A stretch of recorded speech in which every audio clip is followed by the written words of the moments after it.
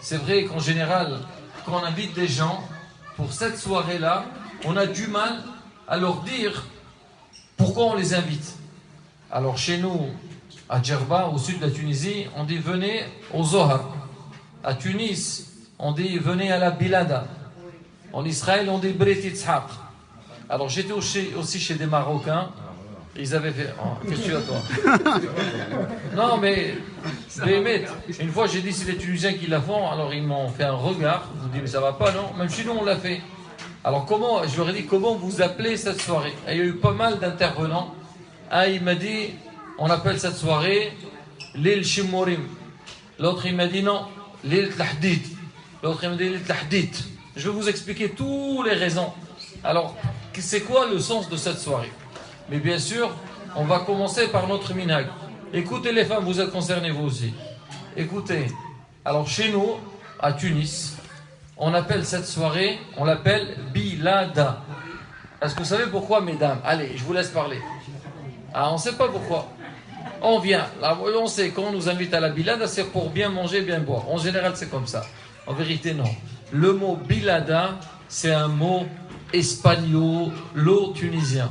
Pourquoi? Parce qu'en vérité, Bilada, l'origine du mot Bilada, c'est Vilada. Mais comme les Tunisiens, ils ne savent pas dire le V, ils disent B à la place. Donc au lieu de dire Vilada, c'est Bilada. Et c'est quoi le sens du mot Bilada ou Vilada? Vilada, en français, veut dire veiller. Veiller, c'est quoi une veillée? C'est, on fait une veillée. Alors à l'époque, en Tunisie, il m'a dit, Rabbi Batou tout à l'heure, celui qui a mis en place cette soirée-là, c'est Rabbi Semah Sarfati. Et que lui, Rabbi Semah Sarfati, bon, si je lui prends un petit peu, mais je sais que Bi'ainara, il a beaucoup à dire, je me permets que lui, il a eu, une grande maladie, et il avait pris sur lui que Bazat Shamsi sort de cette maladie-là, donc il mettra en place que la nuit donc de la Brit Mila, on fasse une veillée dans laquelle on étudie le Zohar pour le bébé. Alors maintenant, c'est quoi la raison d'étudier le Zohar pour le bébé? La Bilada ou la veillée, on la voit 2 fois dans l'année. Naïm, c'est lesquels? Je ne sais pas si tu dors toi pendant ces nuits-là ou pas, mais je te connais, Blainara, tu es un kamikaze, tu lâches rien. Donc c'est quoi? Il y a 2 soirées dans l'année. C'est la nuit de Sukkot, Shavuot. Ouais, il a bu, c'est pas de sa faute. Bon, Shavuot et au Sha'na Rabbah. On fait une veillée. Alors maintenant, on dit que même pour le bébé, on fait une veillée. Pourquoi? Parce que le bébé, Bezat Hashem, demain matin, il va faire sa première mitzvah, qui est la mitzvah de la Brit Mila. Et on sait, quand un juif va faire une mitzvah, la force du mal n'est pas contente. Parce que chaque mitzvah qu'on fait, on est en train de faire du bien dans le monde, on met une protection dans le monde. Alors la force du mal, elle est dérangée, elle est gênée. Alors qu'est-ce qu'on fait, nous, pour combattre la force du mal? Il faut étudier la Torah. Quand on étudie la Torah, c'est une protection. Et c'est ce qu'on voit, on dit que même le Hatan, le jour de son mariage, on doit lui mettre un shomer, quelqu'un qui le garde. Pourquoi? Parce que le Hatan, quand il se marie, il va être protégé, on va lui effacer toutes ses fautes, et ça va démarrer à nouveau pour lui. Et comme il va devenir quelqu'un de propre, le Satan n'est pas content, alors il met une protection devant lui, quelqu'un toute la journée pour le protéger. Alors c'est pareil aussi pour le bébé. Alors on doit étudier toute la nuit. À l'époque à Tunis, comment ça se passait? Alors au début on invitait tout le monde. On faisait une grande soirée, on mange de tout. Une fois qu'on a fini la soirée, tout le monde rentre à la maison. Mais après, la maman reste avec le bébé dans sa chambre. Et à côté de la chambre de la maman, il y a 10 rabbins qui vont étudier toute la nuit. Ils vont faire du Zohar pour protéger l'enfant. Que le lendemain, Bezat Hashem, la Brit Mila se passe bien comme il se fait. Alors de là, on comprend la raison du mot Bilada, qui est Vilada, et aussi Zohar. Alors pourquoi certains, ils l'appellent Brit Yitzhak? Parce que le premier qui a été ordonné qu'on lui fasse la Brit Mila, Abraham Avinu, Hachem lui a dit, demain, tu dois faire la Brit Mila à ton fils Yitzhak. Brit Yitzhak, c'est une alliance entre nous, l'Am Israël, et Akadosh Baruch Hu. Un enfant, dès sa naissance, on doit lui faire la Brit Mila qui va l'accompagner jusqu'à la fin de sa vie. C'est-à-dire il peut aller là où il veut, mais toujours il doit avoir un souvenir dans son corps, quelque chose qui est gravé en lui, qui doit être attaché, collé avec son judaïsme.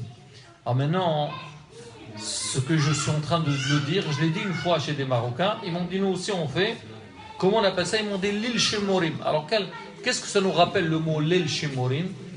C'est ça prend l'île Shemorim, parce qu'on dit quand le Bni Israël ils sont sortis d'Égypte, Akadosh Baruch Hu leur a dit l'île Shemorim hu l'Hashem. Quand je vous ai sorti d'Égypte, vous n'avez rien à craindre, vous serez protégés. Donc on fait la veillée, on étudie la Torah pour protéger l'enfant. Alors on dit aussi l'hdith. C'est quoi l'hdith? C'est la parole. Quelle parole qu'on fait? C'est le Devrei Torah, le Zohar qu'on lit. Il y en a qui disent aussi l'hdith.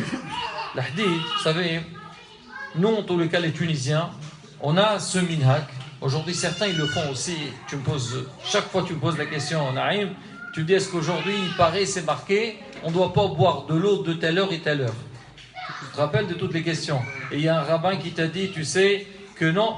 Ou alors, on va expliquer ça. C'est vrai, c'est discuté, mais c'est un minhag qui est basé. Alors, c'est quoi la raison? C'est quoi la raison qu'on ne boit pas de l'eau pendant ce moment-là? Parce que l'eau, elle est protégée. Parce que l'eau, elle peut être attaquée par des forces du mal. Parce que l'homme, il vit avec de l'eau. Et hasve shalom, c'est l'eau, elle n'est pas saine. Ça peut nous endommager. Hachem, il a mis des malachim, une protection pour protéger l'eau. Maintenant, il y a 4 fois dans l'année, on change les gardes. Il y a des malachim qui étaient là pour surveiller l'eau, ils vont partir, il y a d'autres qui vont venir. Le laps de temps qui va se passer entre la première garde à la prochaine garde, l'eau n'est pas surveillée. Et si on boit l'eau pendant cette période-là, on peut être endommagé. Chez nous, on appelle ce moment-là, ça s'appelle Trofa, mais on l'appelle aussi Shomer Petayim Hashem. Hashem, il garde, il protège les ignorants. Même si quelqu'un n'est pas au courant de ça, ou il n'a pas fait attention, Bezdat Hashem, il ne sera pas endommagé. Alors, il y avait une règle, à l'époque en Tunisie, la Rabbanim, qu'est-ce qu'il nous disait? Si quelqu'un, maintenant, avant, c'était pas les bouteilles qu'on a à la Vittel ou je ne sais pas quoi, on allait puiser de l'eau du puits. Et maintenant, si cette période-là, elle va arriver, on va jeter l'eau, les pauvres, les femmes, ça va être une grande fatigue pour eux de remplir à nouveau. Alors il y avait une solution pour protéger l'eau, que même s'il n'y a pas de garde, les forces de mal ne peuvent pas la toucher. Qu'est-ce qu'on faisait? Ils nous disaient, vous prenez du fer, vous mettez le fer dans l'eau, et vous n'avez rien à craindre. Même si cette eau-là, elle est passée par la période de la non-garde, elle ne sera pas endommagée. Alors maintenant, on comprend aussi le sens. C'est quoi, pourquoi on appelle cette nuit-là l'île Lahdid, la nuit du fer? Parce que c'est une nuit qui est censée à protéger l'enfant, parce que le lendemain matin, il va faire sa première mitzvah, et cette mitzvah, la force du mal n'est pas contente. Nous, à travers la Torah, on va essayer de le protéger. Voilà, j'ai expliqué un petit peu les raisons donc des noms de cette soirée-là. Moreno Harav, Rabbi Bougit Sardoun, alors il pose une question par rapport à cette nuit-là. Il dit, en général, comme on l'a dit tout à l'heure, quelqu'un qui est invité dans une soirée de Zohar ou de Bilada ou ce qu'on veut, la première chose qu'on a en tête, bien sûr, Mazal Tov pour les parents, mais on sait qu'il va avoir une belle table, on va bien manger. Il dit, comment c'est possible? Comment c'est possible que quelqu'un il va faire une mitzvah et la mitzvah elle est en train de se faire avec des choses qui sont matérielles, avec le manger? La mitzvah c'est pas matériel, c'est spirituel. Alors comment c'est possible? Le Rav il explique, il dit en fait ça dépend comment le matériel il est utilisé. Il dit comme le chiffre 0. Maintenant si j'ai un chiffre de 1 jusqu'à 9, des unités, et j'ai un 0 avec. Si je mets le 0 en premier, donc les chiffres qui sont après, ils n'ont pas une importance. Mais si je mets le 0 après, par exemple, je prends le chiffre 1. Si je mets 0 et 1 à côté, c'est quoi 1? C'est pas très important. Mais si je fais 1 et je mets un 0 à côté, ça devient 10. Je mets encore un autre 0, ça devient 100. Je mets encore un autre 0, ça devient 1000. Encore un 0, ça devient 10 000. Ça monte très très haut. Et dit c'est pareil au niveau de Abdat Hashem. Dans la vie d'un juif ne peut pas se dire il faut faire que les choses qui sont spirituelles. Il faut qu'il soit sur terre. Il y a ce qui est spirituel, il y a aussi le matériel qui va avec. Maintenant la question, c'est qui qu'on met en priorité? Si on met en priorité le matériel, ben même le spirituel que tu fais, il n'a pas beaucoup de sens. Mais si tu mets le spirituel en premier, le matériel qui va avec, il va l'élever, ça va devenir très important. Et nous, ce soir, on va faire Baruch Hashem, une très belle soirée. On mange, on fait des brachot, on écoute de la musique, on est tous contents. Mais derrière ça, on va lire du Zohar, on va faire des vrais Torah, on va faire des chansons de Kodesh. À partir du moment que tout le matériel est accompagné avec quelque chose de spirituel, alors le spirituel, il va avoir une importance qui est très élevée.